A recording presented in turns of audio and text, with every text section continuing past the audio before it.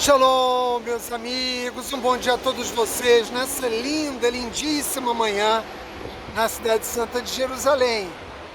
Aquelas pessoas que já tiveram a oportunidade, o prazer de conhecer a nossa cidade santa de Jerusalém, já sabem de onde eu estou gravando. Essa aqui é a principal via de acesso à cidade de Jerusalém, essa aqui é a Sderot Menachem Begin, a Boulevard Menachem Begin, por onde entram e saem todos os carros e ônibus que chegam e saem de Jerusalém. Existe uma outra rota, naturalmente, que é aquela feita pelo trem, que nos traz de Tel Aviv até Jerusalém. E esse lugar, evidentemente, tem um fluxo muito intenso de veículos. Durante o show de Torá que eu vou oferecer a vocês, vai passar a viatura da polícia, ambulância, táxi, muito ônibus, as viaturas das Forças de Defesa de Israel, Corpo de Bombeiros. Então, para vocês poderem ouvir bem a minha mensagem de Torá, já quero pedir a vocês que coloquem os fones. Vou falar alto, vou tentar me esforçar para gravar para vocês essa poderosa mensagem de Torá. Como vocês sabem, eu não tenho onde apoiar a câmera, então vou ter que segurar. Vai ter muito movimento também. Como vocês sabem, toda a diáspora do povo judeu vai fazer a leitura da Parashat Shlach, mas aqui em Israel não, que nesse Shabbat nós vamos fazer a leitura da Parashat Korah, mas eu quero continuar seguindo o fluxo dos estudos da Torá, como eles se realizam na diáspora. Portanto, a Parashat dessa semana, Parashat Shalach, uma Parashat que nos traz de volta ao nosso cenário de reflexões, ou seja, levanta uma das mais velhas questões humanas. Eu me refiro ao comportamento humano.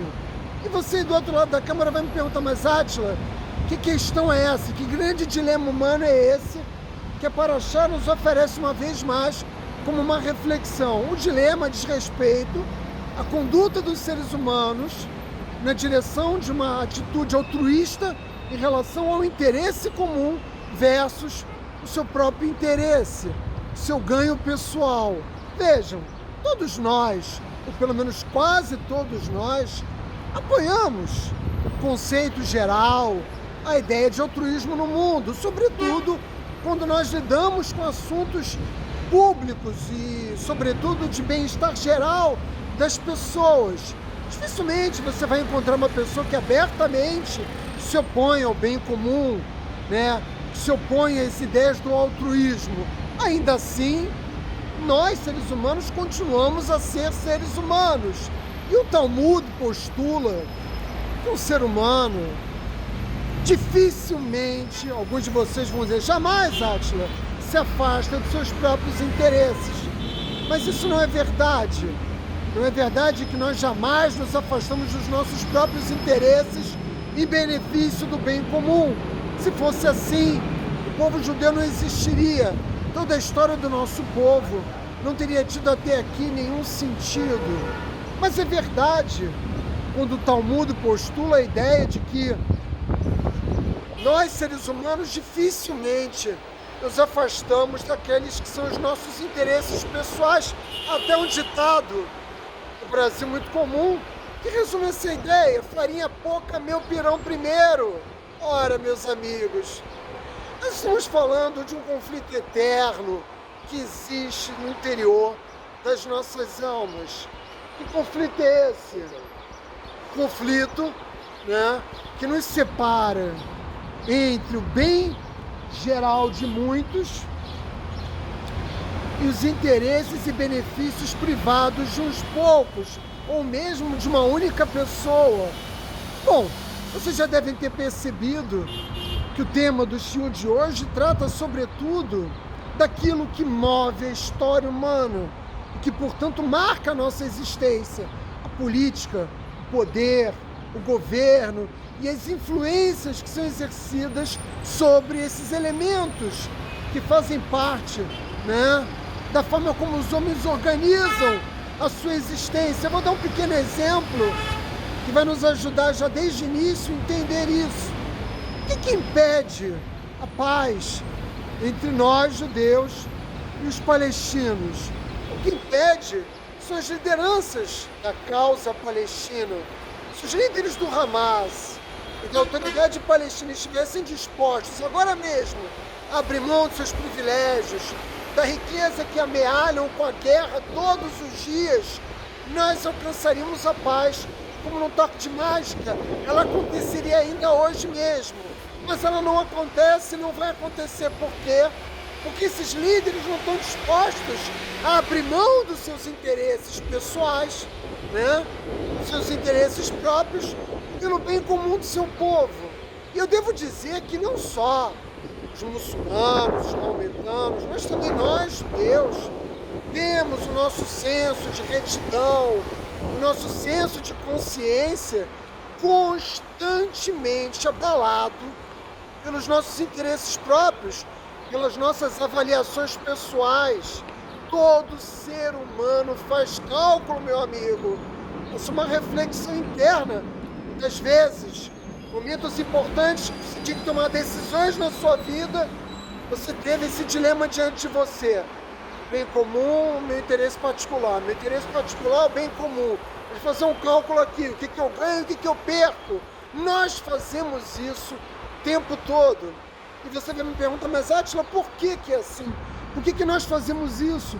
Porque nós nascemos como indivíduos egoístas e gananciosos.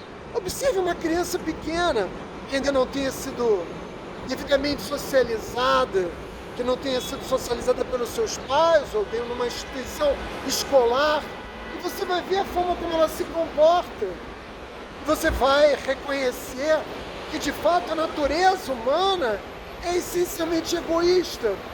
Na medida em que nós reconhecemos essa verdade inefável, nós colocamos como um dos nossos maiores desafios, uma vez que sejamos capazes de reconhecer isso, um dos nossos maiores desafios, modificar esse nosso instinto básico. E foi por isso que a Kadosh Baruch Hu nos deu a Torá Kedushá. Por quê, Átila?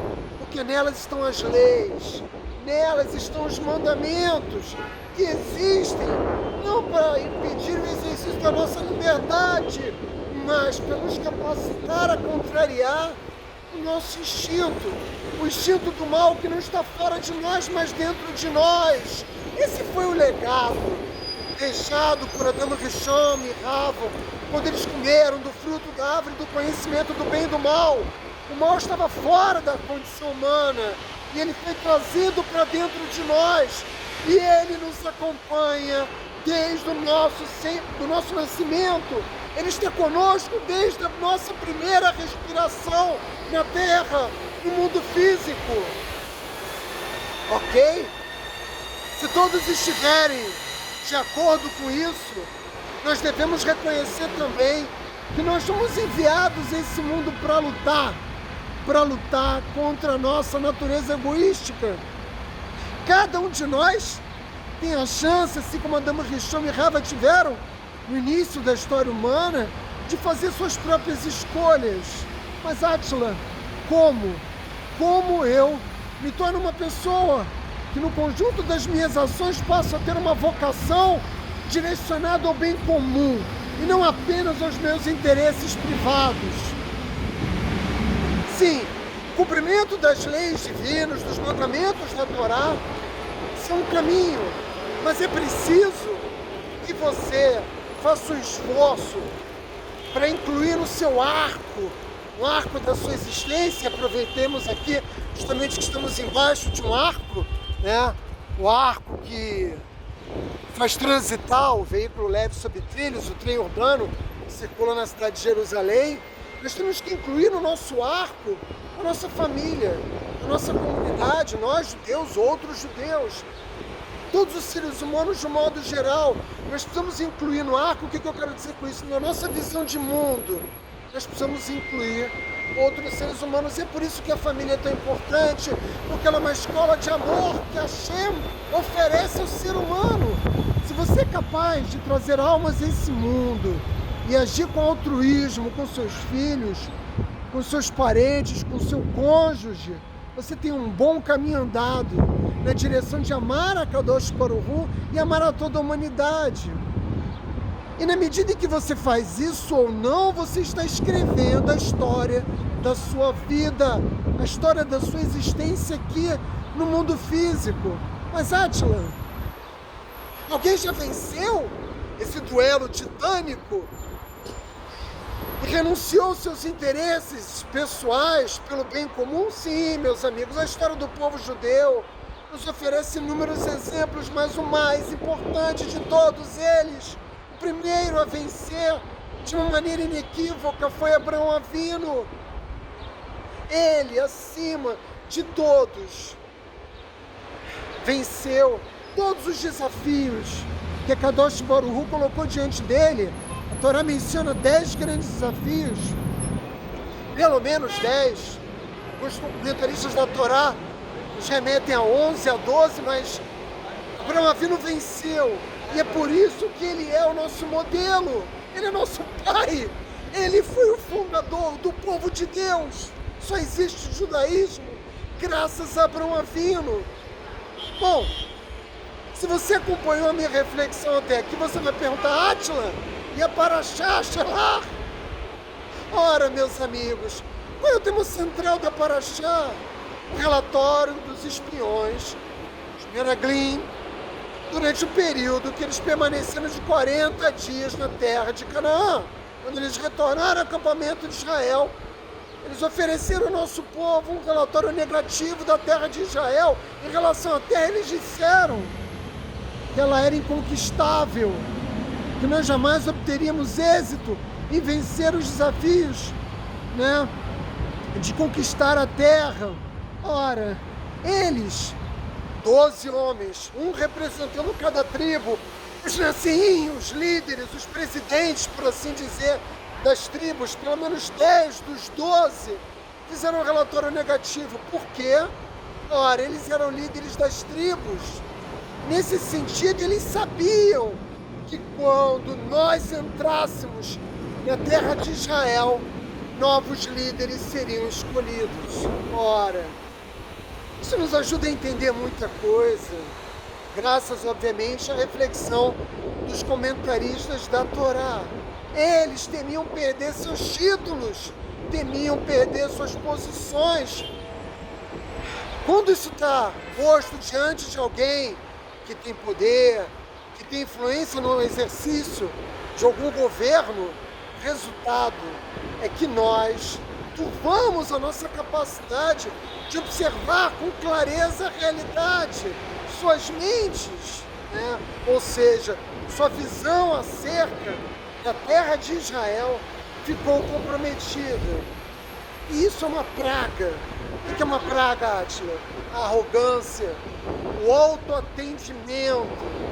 Você não precisa ser judeu e nem precisa ser um estudioso da Torá para saber disso. Porque nós observamos isso na realidade das nossas nações. E que nós observamos, Átila, que os indivíduos com poder no exercício da liderança quase sempre escolhem o quê? Serem arrogantes, se servirem do poder e não usar o poder e o governo para servir a sua comunidade. Isso faz com que a liderança comunitária tenha a capacidade de distinguir a diferença básica entre aquilo que é o bem público, o bem comum e aquilo que é o seu interesse pessoal. Mas há algo ainda pior do que isso, e a história universal, né, nos ensina essa lição. É que o interesse privado, muitas vezes ele é disfarçado de bem público. Não é o que fizeram os ditadores que passaram por esse mundo. Como é que Hitler se apresentava? Com a consigna de Deus, pátria, família e armas. Tudo muito bonito, né? E o povo alemão engoliu essas consignas como se elas, né, pudessem ocultar a agenda secreta do nazismo. Os nazistas jamais se preocuparam com o povo alemão. E esse é apenas um exemplo que se repete na história universal com muitos povos. Também já aconteceu com o povo judeu. A tragédia maior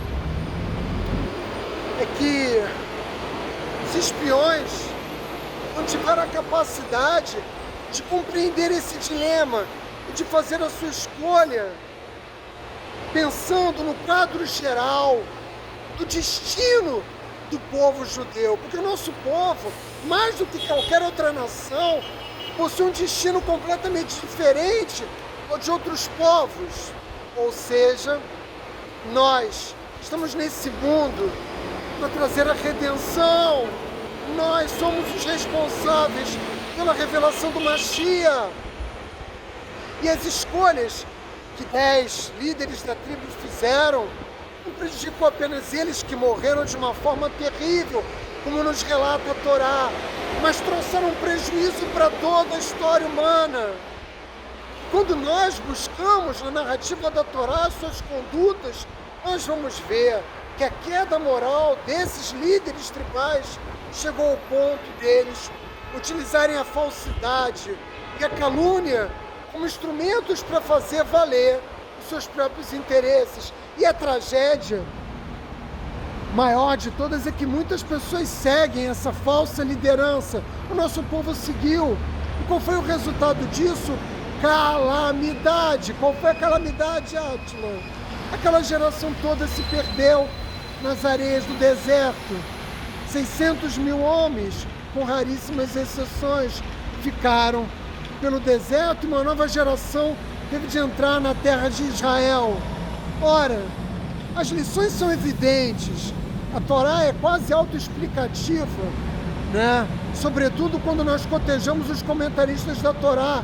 Mas eu devo, para terminar essa mensagem, dizer a vocês: estejamos atentos aos verdadeiros motivos que mobilizam os que governam, os que exercem poder e liderança, dos que professam o suposto bem público. É preciso estar atento sempre, não importa se é um governo de esquerda ou de direita, é preciso sempre estar atento à agenda oculta daqueles a quem nós entregamos o poder, meus amigos. Shabbat Shalom.